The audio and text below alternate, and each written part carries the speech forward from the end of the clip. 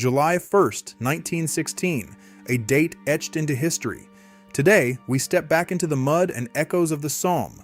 The offensive was meant to be a decisive breakthrough, a massive joint operation to shatter the German lines. But what awaited the soldiers was a labyrinth, a complex system of earthworks that became their entire world.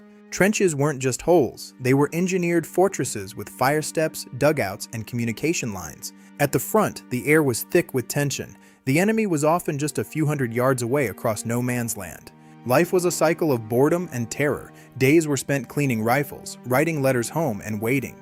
Then there was the mud. It was everywhere, clinging to boots, fouling weapons, and spreading the dreaded trench foot. Rats the size of cats thrived in these conditions, bold and unafraid, competing with men for the little food they had. 7:30 a.m., 0 hour, the moment every soldier feared. The whistle blew and thousands climbed over the top.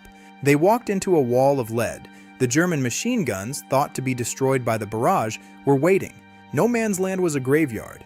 By the end of the first day, the British had suffered nearly 60,000 casualties. It remains the bloodiest day in the history of the British Army, but the battle was only just beginning.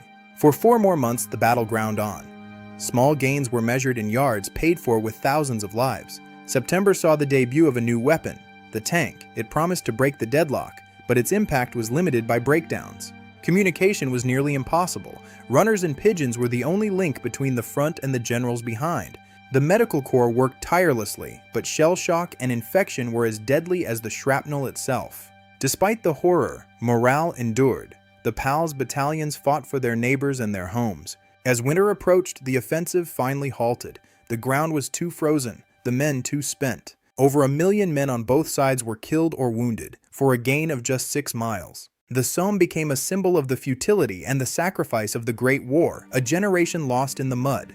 Today the scars remain, but nature has reclaimed the fields. We remember them not as statistics, but as men.